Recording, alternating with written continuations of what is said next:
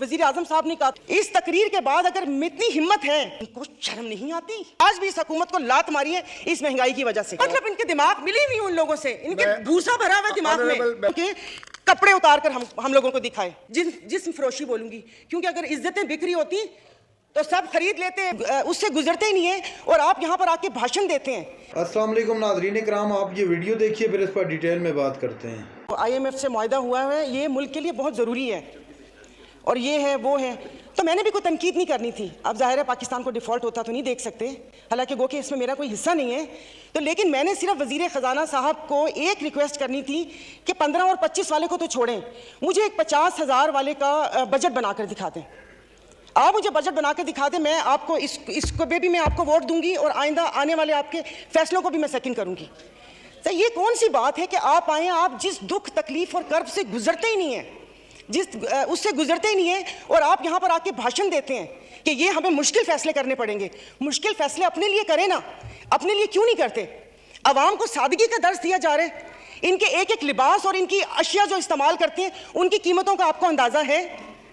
Daily एक photo shoot आता था, 15 लाख रुपए का कोट, 10 लाख का जूता, 15 लाख का स्कार्फ। ये एक पाकिस्तान जो डिफॉल्ट हो रहा है, वेंटिलेटर पर है, उसकी आवाम को ये मजाक, एक तस्वीर ट्विटर पर डेली शेयर होती थी।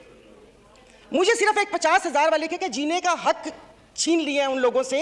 आप मुझे बताएं कि ये पेट्रोल के लिए यहीं पर ही थे। मेरी एक और आपसे रिक्वेस्ट है कि कोई ऐसा रूल है कि जो हुकूमत है वो यहीं बैठी रहे और अपोजिशन के वो बेंच हो जाए, क्योंकि मेरे ख्याल में इन बेंचेस में, इन चेयर्स में कोई प्रॉब्लम है कि यहाँ पर बैठने वाला बोलता है और वहाँ पर जाकर सुम्मुन बुकमुन उम्यून बन जाते हैं ये लोग, इनकी जुबान नहीं चलती। और यही जब मैं वहाँ पर बैठ के हुकूमत पर तनकीद करती थी तो यहाँ पर सब बैठे डेस्क बजाते थे। आज जब मैं यहाँ पर खड़ी होकर हुकूमत पर तनकीद करती हूँ तो उन सबको प्रॉब्लम होता है। तो जनाब स्पीकर, इन्होंने तो यहाँ तकरीर कर दी, इस तकरीर के बाद अगर इतनी हिम्मत है, कल मैं एक ग्रोसरी शॉप तक गई थी, वो भी कोई F6 नहीं गई थी, यहाँ कोई चाइना मार्केट के पीछे कोई दुकान है, वहाँ पर जाकर आप लोगों की तकलीफ, उनकी आंखों से उनका अंदाज़ा लगा लें। मुझे यहाँ पर कल ये करंट डेफिसिट और खुदा जाने क्या क्या बता रहे थे, मैं या आप अपने हल्के में जाकर किसी गरीब आवाम को क्या इनको करंट डेफिसिट बताएंगे कि हमारी अय्याशियों से तुम लोग इस साल तक पहुंचे हो, अब तुम ही लोगों को बर्दाश्त करना पड़ेगा, ये कुर्बानी तुम लोगों को देनी पड़ेगी। लेकिन फिर मैंने सोचा कि कुर्बानी तो हलाल जानवर की जायज़ है, तस्मीन हम हलाल हैं, जिनकी कुर्बानी नहीं है उनकी कुर्बानी जायज़ नहीं है। अब आप देख लेंगे कि यहाँ पर उठते ही जो बोला था, मैं आज इस फोरम पे अपनी पार्टी की तरफ से, मुस्लिम लीग फंक्शनल और सदर पीर पगारा और सदरुद्दीन शाह की तरफ से मैं आप बिलावल साहब को मैं दावत देती हूँ कि आप सिंध से महंगाई मार्च शुरू करें, हम आपके साथ हैं। और मैं अपने एमक्यूएम के भाइयों को भी कहती हूँ कि वो वहाँ से यहाँ आए थे ना कि महंगाई है, तो ये वक्त है अपनी महाजर कौम के सारी गिले दूर करने का, कि तब भी आप लोगों के साथ थे महंगाई के लिए और आज भी इस हुकूमत को लात मारी है इस महंगाई की वजह से। लेकिन हम यहाँ पर बैठ के सिर्फ बातें करेंगे। यहाँ पर मेरी कुछ मेंबरान से बात हुई है, नाम नहीं लूंगी मैं।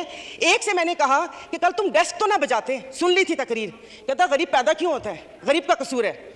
इधर किसी ने मुझे बोला कि मुसलमान को सब्र और शुक्र का दर्स दिया गया है, सब्र शुक्र करें, पूरी दुनिया में महंगाई है।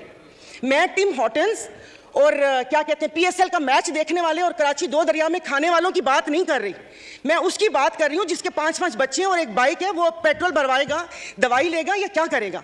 इन्होंने यहाँ पर वो कहते हैं कि शहद में घोल घोल के यहाँ पर सारा ये बजट बता दिया।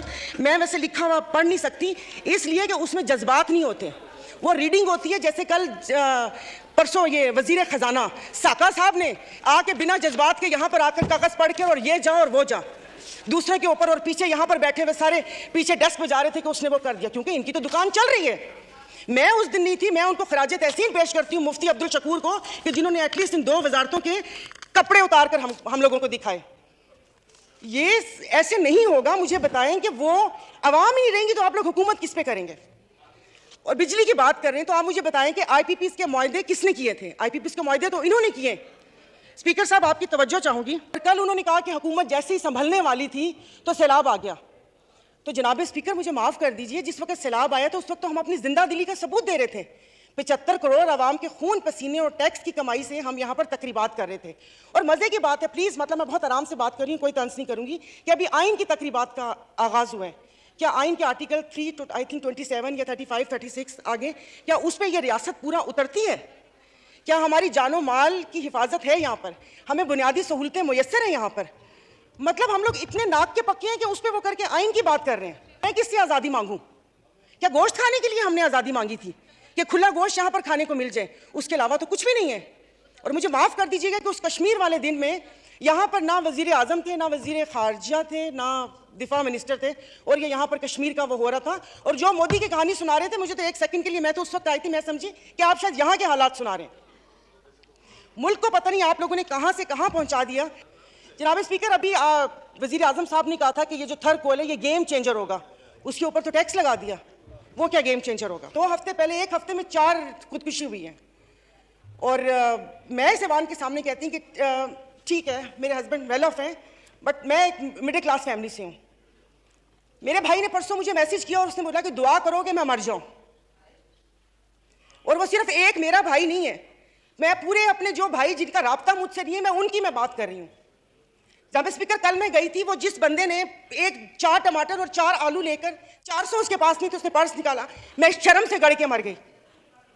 272 लीटर पेट्रोल आप लोगों ने मुश्किल करनी है तो आप V8 और बड़ी बड़ी ग्रैंड क्रूजर को 500 लीटर पेट्रोल देना। गरीब को आप नहीं वो करें। दवाइयां तो वो दवाई नहीं मिलती। सरकारी अस्पताल का आपने हाल देख लिया। मैं प्लीज आप मार दें, आप प्लीज मार दें। ये मेरी बहन पीछे बैठी हो तो पीछे ही बैठी रहो, अगली दफा की टिकट नहीं मिलेगी अगर ज्यादा स्पीकर। मतलब इनके दिमाग मिली नहीं उन लोगों से, इनके भूसा भरा हुआ दिमाग में, तो चली जाएगी यहाँ से। तो हम बदमाशियों को मार देना कि इस मुश्किल हालात में भी जीने की ख्वाहिश रखते हैं, ये बदमाशी नहीं है तो और क्या है? इज्जतें नीलाम हो। अभी तो पहले किसी ने मुझे कहा कि आगे क्या होगा, बच्चे तो बिकते थे, इज्जतें भी नीलाम होती थी। आई एम सॉरी, भले आप एक्सपेंस कर दीजिएगा अल्फाज, पहले ढके छुपे होती थी, अब खुलेआम होंगी। और मैं इज्जत नहीं बोलूंगी, जिस्म फरोशी बोलूंगी, क्योंकि अगर इज्जतें बिक रही होती तो सब खरीद लेते, फिर बिल लाने की जरूरत ना पड़ती कि इज्जत दो हमें। सब यहाँ पर बैठे हुए इज्जतें खरीद लेते अगर इज्जत बिक रही होती। तो आप मुझे बताएं कि कोई लाया अमल दे दें कि अगले 5 साल तक ये मुश्किल हालात बर्दाश्त कर लो, या 10 साल तक बर्दाश्त कर लो, तो फिर भी तसल्ली हो कि ठीक है, मैं नहीं रही तो ठीक है, मेरे बच्चे उसमें रहेंगे।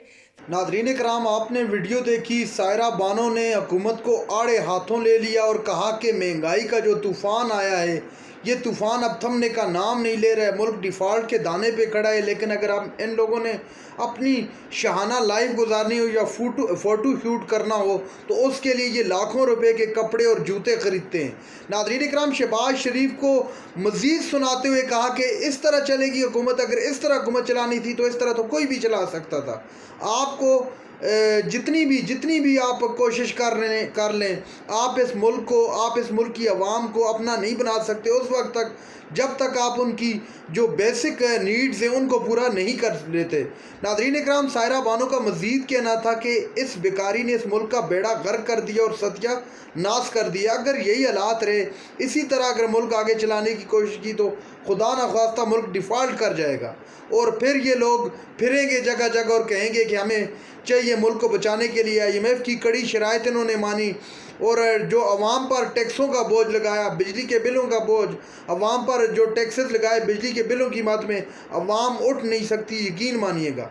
नाज़रीन इकराम, ये थी आज की हमारी वीडियो। चैनल पर जो नए, चैनल को सब्सक्राइब कर लें। अगली वीडियो तक अल्लाह हाफ़िज़।